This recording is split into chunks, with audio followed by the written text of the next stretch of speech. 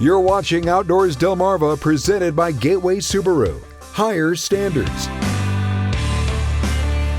Lauren and I had some really high hopes of bagging our first birds this year, or at least seeing enough birds that we could put them on film. And it wasn't for lack of trying. I saw 4 a.m. way too many times this season. Yeah, but we went out with some great people and we had a lot of fun, and so we kind of put together a little compilation so that you can check out all the fun that we had.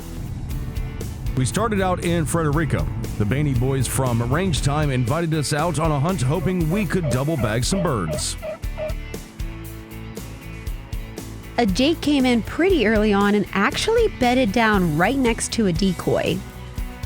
After a rest that seemed like forever, he got up and walked off. And then we went walking. Lots of walking. We had 12,000 steps in by noon that day. Ron Haas from Delaware Wildlands took me out on a hunt through Cypress Swamp, and the birds were up early and talking. Sounds like there's some down here. I thought I heard one way off here, so yeah. The good thing here is you got good visibility. But the thing of it is, if we have 2 or 3 of them come in, you know, I usually, like I said, I like to set up with some big trees in front of me. You can get a little bit of movement here. See what happens. They got hens with it now, so maybe we can pull one off. I heard them hens jumping with it too. Yeah.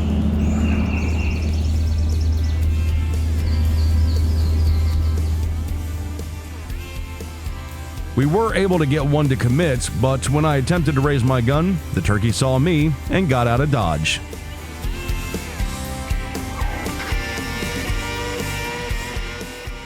Next stop was in Georgetown with Chase Wilson, who explained how the turkeys haven't been gobbling as much this year. That's happened. So in the past 3 years, I've had them that usually they're this way. Like those 3 just stay together. And they stay at like 75 yards. And you just, I don't know, they just don't gobble. They don't like. I also went out with Captain Dave Fletcher of Nanticoke Outfitters, and we battled a couple of stubborn birds for hours. We just couldn't get them to come hang out with us and the decoys. But Nanticoke Outfitters and their clients had a tremendous turkey season.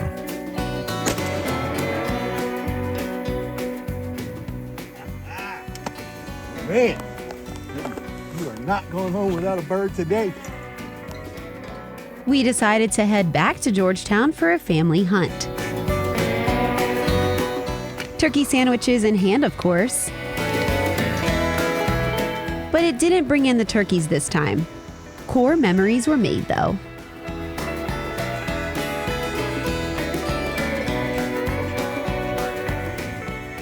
Lauren headed back out with Jeff and Chad Bainey near the end of the season, and they saw some turkeys off in the distance. But the closest we ever got to turkey was that turkey Slim Jim tucked in Chad's hat. It's a Tom, but he doesn't look that. Is he big? It was getting close to the end of the season, so my husband Jordan and I got up one morning and went behind our house in Seaford. And we actually saw a young Jake who was way more focused on a hen than on us. And finally, it was the last day of the Delaware season, so we wanted to give it one more shot. And we saw 0 turkey, but my son is getting pretty good on that slate call. He's prepping for next year, I guess. We may not have harvested any turkey of our own, but the laughs that were had and the memories that were made were worth the early alarm. And we may not have had the best luck, but the kids showed us up, and we'll show you that coming up later on in the show. We'll be right back.